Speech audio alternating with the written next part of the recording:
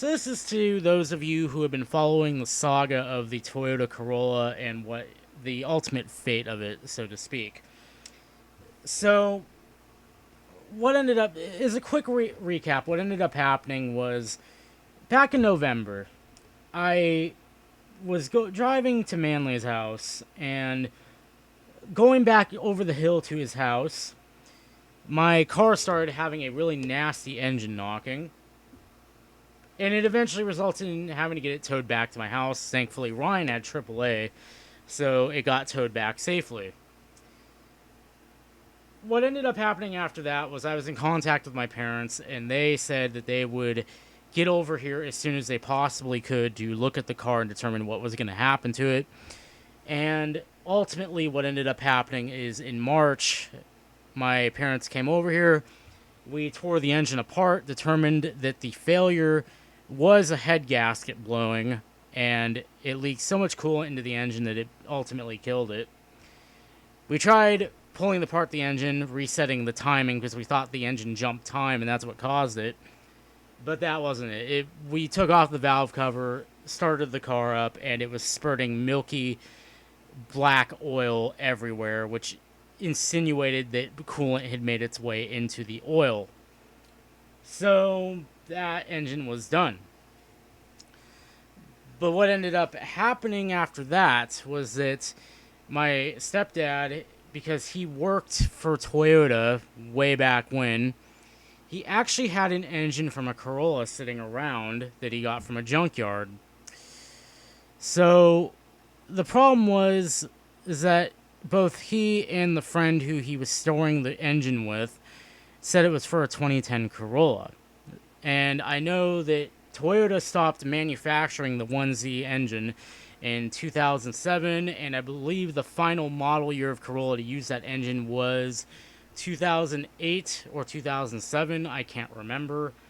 But yeah, the 1Z engine was not used in the Corolla in the 2010 model year. I know that much. But they went and got it anyway and brought it back and found out that it in fact was from a newer Corolla.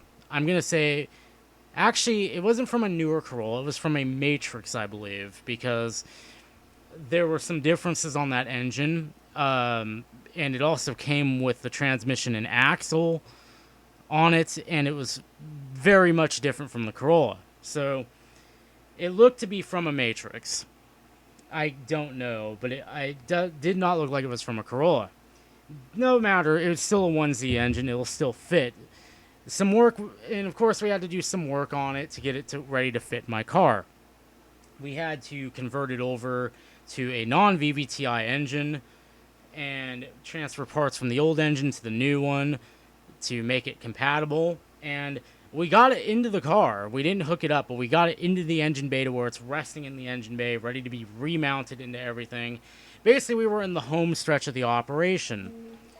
That's when things kind of went south, because at the time, there was some drama going on at the house, because what happened was we were going to sell the house that all this was happening at, because it was my grandfather's house, and long story short, the people there asserted squatters' rights and had my parents thrown out of their own home. So with only me left, there's really nothing much I can do, and the car kind of got stalled out because my parents couldn't work on it anymore. And as if that wasn't enough to ultimately fuck me over, to come after me because they had nothing against me as far as like to get a restraining order on me or anything, to throw me out of my own house, they went to the police and basically falsified a bunch of evidence to suggest that the engine that was going into my car was from a stolen car 10 years ago, and presented a VIN number and everything, and they're trying to say that my car is basically stolen and the parts going into it are stolen and it's all not legitimate, blah blah blah, and they should come basically raid the house and such like that. The first time they didn't do it because they were like, we can't act on this. There's not like are you serious? Like, it's a 10-year-old thing. Like, we can't act on this. The second time, however, they did decide to act on it. They basically were let into the garage because these people changed the locks and everything in the house. So I couldn't get back into the garage. I couldn't even get back into the house to begin with. And these people pretty much let the police in. They took down everything and basically flagged my car for all this crap that they said that my parents did to it and such like that. So the police told me that I pretty much am not allowed near my own car, that if I am caught near it, I would likely be arrested, and it's being investigated as we speak.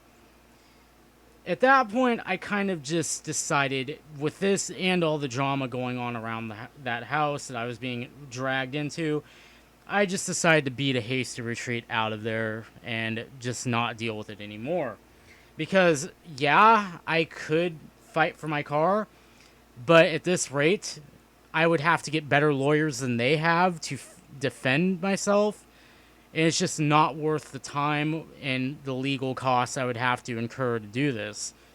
Because I can tell you right now that the amount of money I would have to sink on a legal defense would probably be greater than that car is currently worth as it stands. It's not worth my time. It's not worth my money to fight it. And so pretty much I had to just say my goodbyes and let it go. Which was a shame because I really did like that car. But unfortunately, you have to learn when to fold them.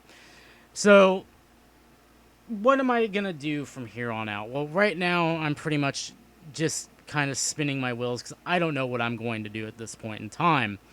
I don't know what I should do because that was a very hefty loss, one that I can't just recoup from. I don't have a lot of money to really even think about buying another car, even if it's a beat-up Geo Metro. I don't have that kind of money. I barely even have enough money to pay my rent right now, to speak of. So I don't know what I'm going to do. Probably I'm going to have to just live on my own 2 feet for a while, which really sucks. But I mean, at least I have awesome people like Ryan who have cars, who don't mind coming out here to chill and stuff like that. So, I mean, it doesn't hurt too badly. I can still see my friends and such. But, I mean, it would be nice to have something again. But it's probably not going to happen. I mean, the thought, people have told me, well, why don't you, like, throw up a GoFundMe or something like that to try and recover from this? And honestly, like, I like that idea, but at the same time, I would feel like a beggar just trying. So I'm not going to do that. Probably not going to do that. And just try to get out of this myself, of course. It sucks, and I mean, that losing the house sucks too. Because, I mean, that would have been a good chunk of money right there to get either a new car entirely or to really patch the Corolla up nicely.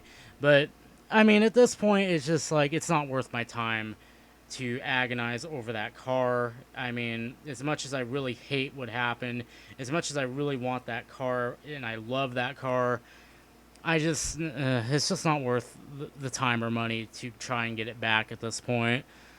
So, pretty much I'm going to try and keep hopeful, look towards the future, such like that. I mean, all that motivational shit, you know.